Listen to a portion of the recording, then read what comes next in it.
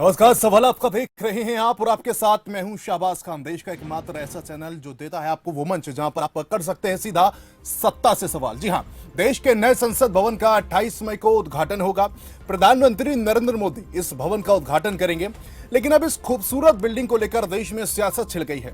समूचा विपक्ष पीएम मोदी की आलोचना कर रहा है।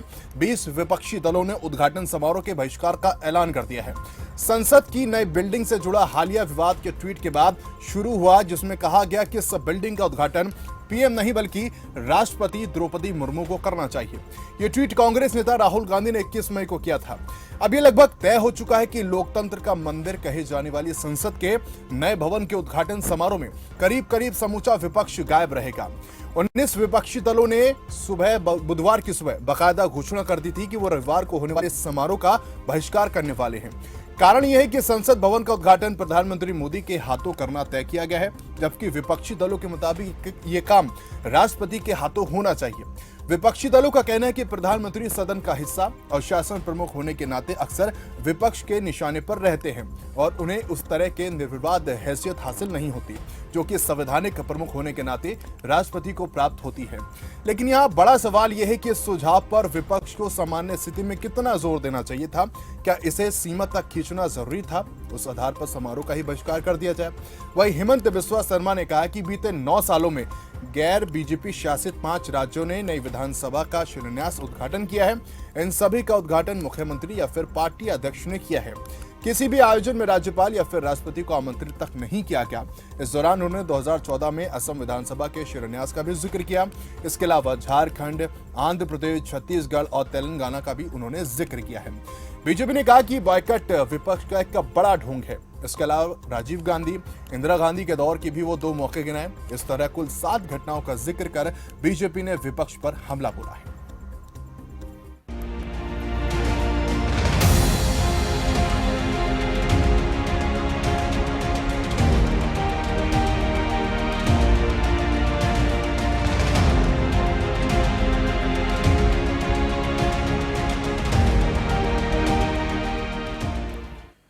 तो नए संसद भवन के समारोह को पीएम मोदी के खिलाफ एकजुटता तैयार करने का अवसर बना दिया है। देश के 40 में से 20 विपक्षी दलों ने समारोह में ना जाने का फैसला किया है।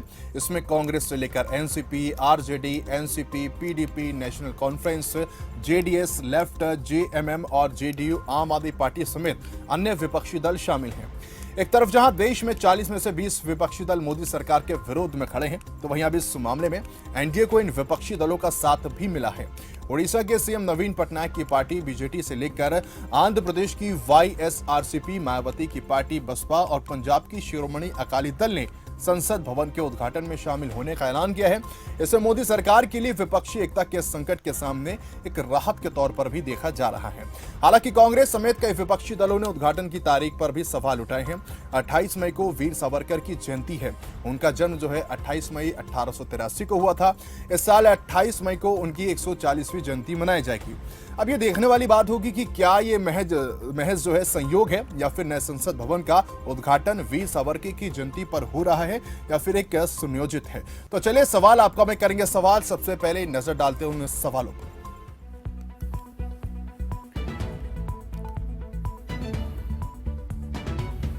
पहला सवाल है कि लोकतंत्र के मंदिर पर आखिर महाभारत क्यों? उद्घाटन से दूरी, क्या है विपक्ष की मजबूरी? नई संसद पर आर पार, क्या जायज है ये बहिष्कार? ये सवाल जनता से भी हमारा।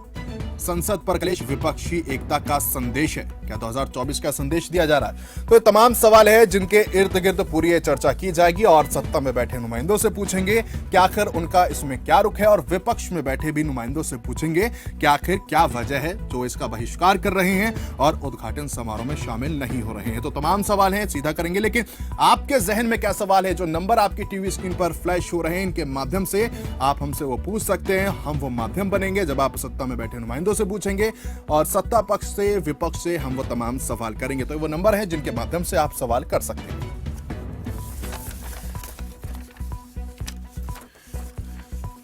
तो चलिए, दोनों ही मेहमान हमारे साथ जुड़ गए हैं। मेहमानों का इस्तकबाल करते हैं। तारुफ कराना चाहूंगा आपका, राहुल आनंद है बीजेपी नेता, रमाकांत मिश्रा कांग्रेस नेता। आप दोनों का बहुत स्वागत है खबरफास्ट पे। नमस्कार। राहुल जी, पहला सवाल मेरा आपसे है कि लोकतंत्र के मंदिर पर महाभारत आखिर क्यों कर रहा है विपक्ष? देखिए, सबसे बड़ी बात यह है कि एक बहुत पुरानी कहावत है कि नजरें बदलो तो नजारे बदल जाएंगे। और यहाँ पे जो विपक्ष आज अपने आप को जो दिखाने की कोशिश कर रहा है और ये जो बार बार अपनी जिद पे आ रहा है कि राष्ट्रपति के द्वारा ही इस संसद का उद्घाटन कराना चाहिए, तो मैं आपको जानकारी के लिए बता दूं कि जब भारतीय जनता पार्टी ने राष्ट्रपति का उम्मीदवार जब बनाया था द्रौपदी मुर्मू को, तो उस समय ये सारी विपक्ष के लोग एक थे। उस समय में सारे लोगों ने इनको अपमान किया। यही नहीं, जब इनसे इनको कलेजा ठंडा नहीं हुआ तो खुद अधीर रंजन चौधरी ने संसद में भी माननीय राष्ट्रपति जी का अपमान किया था। तो ये बस अधीर रंजन चौधरी ने जो बयान दिया था, उन्होंने कहा कि भाई मेरी टंग ऑफ स्लिप है ये, और उसकी उन्होंने माफी भी मांगी थी। देखिए, मैं आपको एक चीज बताऊंगा कि आज विपक्ष को सबसे बड़ा समस्या ये नहीं है कि वो आजादी के अमृत महोत्सव में आपको एक नया संसद मिल रहा है। जबकि मैं आपको बता दूं कि 2012 में यूपीए के सरकार के तहत ही ये प्रस्ताव लाया गया था कि नई संसद बननी चाहिए। मैं आपको बताना चाहूंगा, जो लोग राष्ट्रपति की जीतते आ रहे हैं, तो मैं आपको बता दूं कि जब हमारे देश में भारत और चाइना का जब युद्ध हुआ था, तो उस समय जब करारी हार हुई थी, तो उस समय राष्ट्रपति जी को नहीं कहा गया था। उस समय कहा गया था सिर्फ और सिर्फ नेहरू जी को। इसीलिए क्योंकि अगर संवैधानिक तौर पे बात करें तो हमारे देश का जो संविधान है बहुत स्पष्ट है। वो संविधान बहुत ही स्पष्ट लिखा है कि राष्ट्र के कार्यकारी प्रमुख प्रधानमंत्री होते हैं और राष्ट्रपति भारत के संवैधानिक प्रमुख हैं। ये बड़ा ही स्पष्ट लिखा है। और जब हमारे देश ने वो भी युग देखा जब पाकिस्तान को बंटवारा किया गया, जब पूर्वी पाकिस्तान को जब बांग्लादेश बनाया गया, तो उस समय भी जब लड़ाई का जब श्रेय आया था, तो वो लड़ाई का श्रेय श्रीमती इंदिरा गांधी जी के ऊपर गया था, ना कि राष्ट्रपति के ऊपर गया था। इसलिए विपक्ष अनाप शनाप की बातें कर अपने आप को बदला रहा है। और मैं एक चीज पूछना चाहता हूँ, बड़ा स्पष्ट है, मैं एक चीज विपक्ष के लोगों से ये पूछना चाहता हूँ, क्या वो माननीय प्रधानमंत्री का आवास है? क्या वो देश की जनता को समर्पित नहीं है?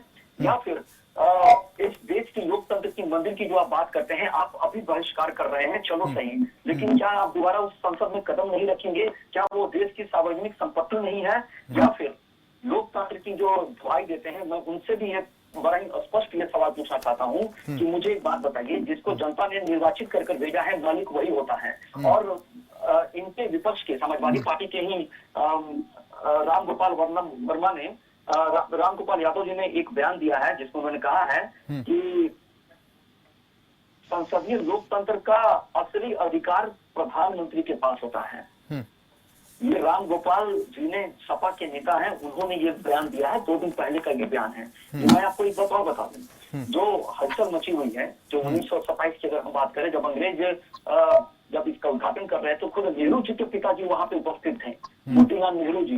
उस समय तो किसी ने नहीं कहा कि नहीं, हमारे देश में एक लड़ाई छिड़ी हुई है आजादी की और हम अंग्रेजों के गुलाम बनने जा रहे हैं। उस समय तो किसी ने नहीं कहा। या फिर इसका अगर हम दूसरी बात करें, तो मैं आपको ये बताना चाहूंगा कि छत्तीसगढ़ में विधानसभा का उद्घाटन राज्यपाल से क्यों नहीं निमंत्रण देकर करवाया गया? सोनिया गांधी और राहुल गांधी क्यों गए थे? यही नहीं, 1987 की बात करिए तो राजीव गांधी ने संसद के लाइब्रेरी का क्यों उद्घाटन किया था? वो छोड़ दीजिए, जब मनमोहन सिंह जब प्रधानमंत्री थे, तो उस समय माननीय सोनिया गांधी जी जो यूपीए की चेयरपर्सन थी, वो जाकर क्यों उद्घाटन की थी?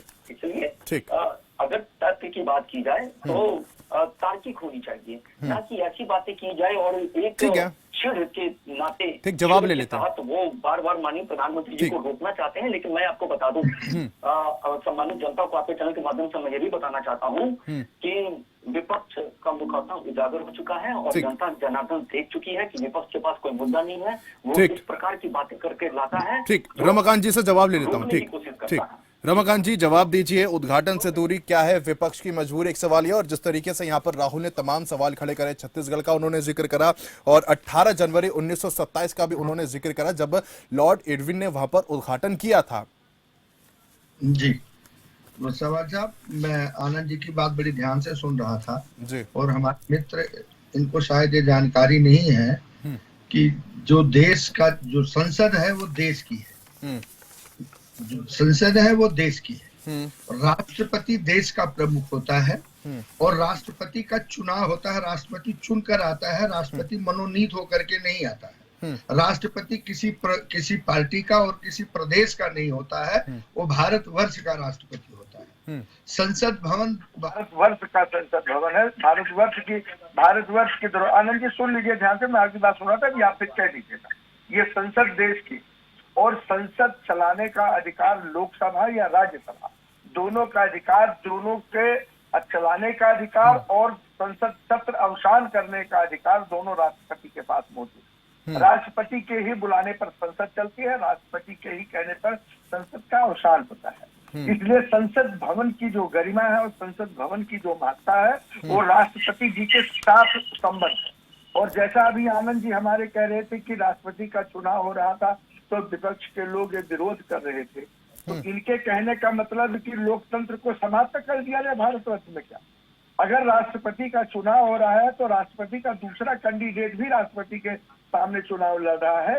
ये लोकतंत्र की खूबी है, ये खासियत है, ये विरोध नहीं है, ये विरोध नहीं है। और उसके बाद जो राष्ट्रपति चुन करके आया वो देश का राष्ट्रपति है और सर्वोपरि है, देश का प्रथम पुरुष वही है, प्रथम पहचान वही है, राष्ट्रपति है। तो देश के संसद नहीं रमाकांत जी, सवाल ये भी उठता है ना कि मणिपुर की विधानसभा की बात करते हैं, मणिपुर की विधानसभा की बात करते हैं, वहां पर शिलापीठ पर सोनिया गांधी का नाम लिखा जाता है। प्रधानमंत्री जी देश के प्रधानमंत्री, रमाकांत जी सुन पा रहे हैं आप मुझे? और प्रधानमंत्री जी एक पार्टी के नेता भी हैं, देश के रमाकांत जी बात तो सुनिए, पार्टी से संबद्ध है वो। आपको आवाज मिल पा रही है रमाकांत जी? पूरे देश की पार्टी से संबद्ध नहीं है, उनसे हमारी किसी भी पार्टी की किसी के मतभिन्नता हो सकती है, राष्ट्रपति की किसी के साथ नहीं रमाकांत जी, आपको आवाज आ रही है मेरी?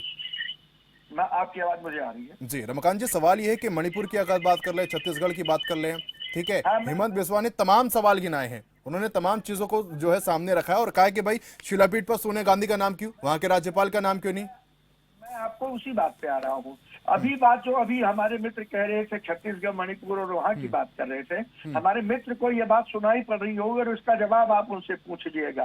राज्यपाल हमेशा मनोनीत होता है, राज्यपाल का जो कार्यकाल है, राज्यपाल के कार्यकाल को बीच में स्थगित करके देश का प्रधानमंत्री जो मनोनीत करता है, कहीं यहाँ से वहां भी भेज देता है। राज्यपाल मनोनीत होकर के आता है, राज्यपाल चुनाव होकर के नहीं आता, चुन के निर्वाचित होकर नहीं आता है। राज्यपाल किसी के, अब वो शब्द मुझे नहीं कहना चाहिए, बहुत हल्का पड़ जाएगा, राज्यपाल किसी के खुशामद पे, किसी के प्रसन्न होने पर राज्यपाल बन जाता है।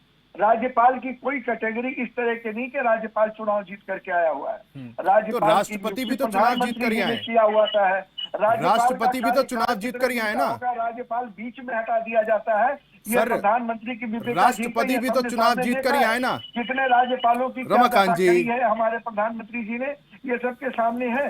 अरे रमाकांत जी आप सुन नहीं पा रहे मेरे को शायद। राज्यपाल राज्य का मुखिया बनाया जाता है दिल्ली के आदेश के ऊपर, निर्वाचित नहीं होता है। और राष्ट्रपति कैसे बनते हैं? और राष्ट्रपति कैसे बनते हैं सर? वहाँ पे मुख्यमंत्री जो चुना हुआ मुख्यमंत्री है सर, आप तो सुनने को तैयार नहीं है रमाकांत जी।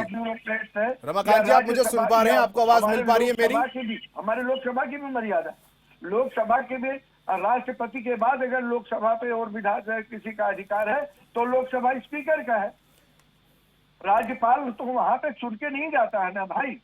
राज्यपाल अगर चुन के गया होता और सर्वसम्मति से चुनाव होके गया होता तो राज्यपाल को पूरा अधिकार था। इसलिए जो स्टेट की असेंबलीज में, जो स्टेट की असेंबली की जो बिल्डिंग बनी है, जिनका उद्घाटन किया गया है, जो वहां के मुख्यमंत्री के निमंत्रण पर या मुख्यमंत्री ने स्वयं किया है। ठीक, आपको रोकना चाहूंगा, एक दर्शक मेरे साथ जुड़ गए, नागेंद्र जी जुड़ गए हैं। बहुत स्वागत है आपका, जल्दी से अपना सवाल रखिए नागेंद्र। सर नमस्कार, मेरा सवाल भी है और इसमें मैं ये जरूर कहना चाहूंगा कि ये संसद भवन का उद्घाटन हो रहा है, किसी के गृह प्रवेश नहीं हो रहा है सर। ये मतलब वारंट ऑफ प्रेसिडेंट में राष्ट्रपति सबसे ऊपर है, उसके नीचे लोकसभा और राज्यसभा है, और ये संसद कब जाकर के बनती है। या ये पद की गरिमा रखते हुए चाहिए था कि राष्ट्रपति महामहिम जो थी वो देश की प्रथम नागरिक है, और संसद और संविधान, राष्ट्रपति दोनों सदनों को जो जब संबोधित करता है तभी सदन की कार्रवाई शुरू होती है। और ये नई संसद का जो आगाज है, जो इसका उद्घाटन है, वो राष्ट्रपति के कर कमलों से होना चाहिए था। अब आप देखिए कि अभी सुप्रीम कोर्ट में क्या ऐसे ही किसी समारोह में चीफ जस्टिस को नजरअंदाज कर सकते हैं? न्यायपालिका है, कार्यपालिका है, विधायिका है, राष्ट्रपति के दस्तखत के बगैर तो कोई विधेयक पास नहीं हो सकता, अध्यादेश जारी नहीं हो सकता। ये क्या मजाक बना के रख दिया है संसद का और संविधान का और लोकतंत्र का। सर ठीक नागेंद्र, बहुत शुक्रिया हमारे साथ जुड़ने के लिए, अपना सवाल रखने के लिए। मैं सवाल का जवाब लूंगा, लेकिन हमारे साथ एक और दर्शक जो है अनिल, वो भी जुड़ गए। अनिल, बहुत स्वागत है, जल्दी से अपना सवाल रखिए। शॉर्टकट में मेरा एक लाइन का सवाल है जी। कि अगर दूल्हे की बारात में फूफा नाराज हो जाए तो क्या शादी नहीं होती? तो अगर इसी तरह ये फूफा नाराज हो गए हैं, ये इसके inauguration of the new parliament, तो क्या न्यू पार्लियामेंट नहीं चलेगी? जैसे दूल्हे के बारात में फूफा नाराज होके तब भी शादी हो जाती है। ठीक है। और अगर ये अपोजिशन वाले नाराज हैं किसी चीज से या कुछ भी बखेड़ा करने के लिए तैयार है, तो क्या राष्ट्रपति ये जो सेंट्रल पार्लियामेंट हॉल है वो नहीं चलेगा क्या? ठीक है, बहुत शुक्रिया सर, आपका सवाल मैं लूंगा रमाकांत जी से। रमाकांत, शादी तो तब भी हो जाती है। शादी कर देना बहुत महत्व नहीं है, शादी खुशी से की जाए उस शादी का ज्यादा महत्व रहता है। फूफा नहीं, जीजा भी नाराज हो जाए तब भी शादी हो, पिता भी नाराज हो जाए, आजकल बच्चे तो पिता के नाराज भी शादी कर लेते हैं। महोदय, आपका तर्क बहुत बढ़िया, लेकिन तर्क थोड़ा ऐसा कीजिए कि तर्क ठीक लगे। ठीक। राहुल जी, राहुल, मेरा आपसे सवाल है भाई, अगर बात करें नागेंद्र की, जो हमारे कॉलर थे, उन्होंने कहा कहीं कोई भी अध्यादेश पास नहीं होता राष्ट्रपति के बिना, और सवाल मेरा कि ये भी है इसमें, अगर बात करें लोकसभा राज्यसभा का प्रमुख का नाम होता है राष्ट्रपति, अगर वही नहीं होंगे, राष्ट्रपति नहीं होंगे, उपराष्ट्रपति नहीं होंगे, तो समारोह में क्या मजा आएगा इसमें? देखिए, मैंने पहले भी नागेंद्र जी के प्रश्न का उत्तर दिया था और मैंने काफी स्पष्टता से दोनों के सवालों को सुना, उनके जवाब को भी सुना। मैं आपको बता दूं कि राष्ट्रपति जो होते हैं वो कॉन्स्टिट्यूशन ऑफ द कॉन्स्टिट्यूशन होते हैं, या ये पद सेरेमोनियल होता है, स्टेट हेड होते हैं। मैंने पहले भी कहा था कि राष्ट्रपति तीनों सेनाओं के कमांडेंट होते हैं लिखित महत्व में। और इसका अगर लॉजिकली अगर बात करें कि आप थोड़ी देर के लिए सोचिए कि रुके आप तो बोल रहे थे, मैं चुपचाप सुन रहा था, मैं बता रहा हूँ क्योंकि आप सुनना नहीं चाहते हैं। और मैं आपको बताऊं कि जिस बात को लेकर ये झगड़ा कर रहे हैं वो कोई तर्क ही नहीं है। और मैंने पहले भी कहा कि लोकतंत्र में जो चुने हुए जो संसदीय लोकतंत्र का जो असली मालिक होता है वो प्रधानमंत्री होता है। मैंने इस बात को भी कहा कि असली मालिक प्रधानमंत्री होता है, राष्ट्रपति राजा है, सेनापति उसका प्रधानमंत्री होता है। और जिस प्रकार से ये दुआई दे रहे थे कांग्रेस के, रुकिए शिष्टाचार वे में आप बात कीजिए, जो कांग्रेस के प्रवक्ता एक दुआई दे रहे थे कि वो नॉमिनेटेड होके आता है, शर्म आती है उस व्यक्ति से जो वो इस प्रकार की बातें कर रहा है और जो 70 साल शासन में रह चुका है, जिसने शासन को चलाया है, वो खुद अपने लिए राज्यपाल चुनकर भेजता था। जिस प्रकार देश में राष्ट्रपति है। एक बात बताइए, ना बुलाने की वजह आखिर क्या है? निमंत्रण क्यों नहीं दिया गया? मैं बता रहा हूँ, देखिए इनके पेट का दर्द यही है कि ये लोकतंत्र की बात करते हैं खान जी, लेकिन ये लोकतंत्र की सच्ची आस्था की ये बात ही नहीं करते हैं। मैंने टेक्निकल वे में सारे प्रश्नों का उत्तर दिया, लेकिन ये अब भी उसी बात को लेकर जीत पे अड़े हैं। और एक जो दर्शक ने जो बात बताया कि अगर शादी में फूफा नाराज है तो क्या शादी संपन्न नहीं होगा? बिल्कुल होगा। फूफाओं का काम होता है नाराज होने के लिए। देखिए ये क्या है, मैं बताता हूँ कि ये लोग मंदिर विरोधी व्यक्ति हैं। आज तक आपने कभी सुना कि कोई ऐसा पल आया हो जिसमें ये हमारा विपक्ष खड़ा हो गया हो साथ में? बिल्कुल नहीं। हर वक्त में, चाहे वो कोरोना का संकट रहा हो उस समय भी इनको राजनीतिक सूझी, चाहे वो वैक्सीन बना देने की बात हो उस समय भी इनको राजनीतिक सूझी, चाहे वो राफेल की बात हो उस समय भी राजनीतिक सूझी, या फिर सर्जिकल स्ट्राइक और एयर स्ट्राइक की बात हो उस समय भी इनको राजनीतिक सूझी। तो मैं आपको स्पष्ट कहता हूँ कि कुछ चीजें ऐसी होती है जिसके ऊपर राजनीति नहीं करनी चाहिए।